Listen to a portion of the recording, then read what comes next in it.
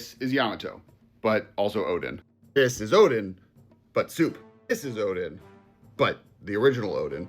This is Odin being boiled in soup, saving the red scabbards. So also Odin. This is Yamato, like this Yamato. This is Yamato's dad, Kaido.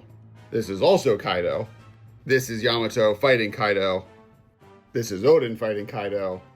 This is Yamato, son of Kaido, fighting Kaido, like Odin. And this is Yamato's side of Kaido's character sheet in the Dawn of Liberation board game on Kickstarter right now. He is very specifically a strength-focused character who has the ability to stash any ally petal to summon a boss in your region, representing the many times that Yamato protects an ally and fights a boss. He also gains an additional joy every time they fight a boss. This is actually the last new ability added to the game. The physical copies of the game that are out there have this without that ability. That's a whole other video amongst itself. But Yamato is here to fight bosses, like his dad. If Yamato is able to fight a boss in every region of Wano, you get to power him up. He still maintains the stash and ally petal to summon a boss in your region ability, but the gaining an additional joy when you defeat a boss ability has been upgraded to double all boss rewards. So not only do you double the joy you would get, but you also gain all the other effects ×2.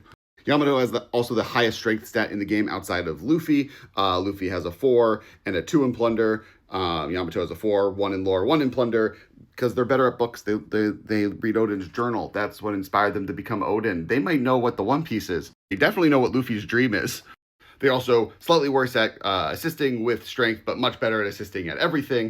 So Yamato is now the officially last revealed character of Dawn of Liberation. They follow Marco, Kamarasaki, and Beppo as the 4 characters you unlock once you beat the game the first time. That finishes all 21 playable characters, so instead of normally each player receiving 3 characters to choose from at the beginning of the game, you now receive 4 every additional gameplay past the first. Yamato directly offers a cool new risk-reward playstyle of being able to summon bosses on purpose, risking losing to said bosses, but be able to get more and more and better rewards from those bosses.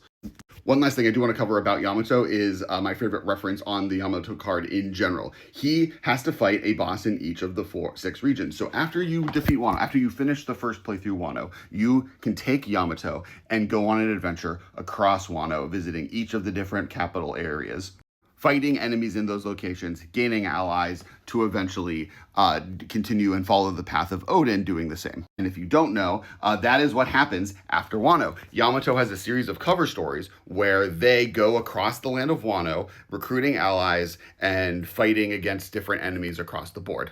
I don't want to spoil what happens in here necessarily, but it's one of my favorite cover stories. Dawn of Liberation is on Kickstarter right now. We've raised $275,000. Please check it out. One more big reveal coming.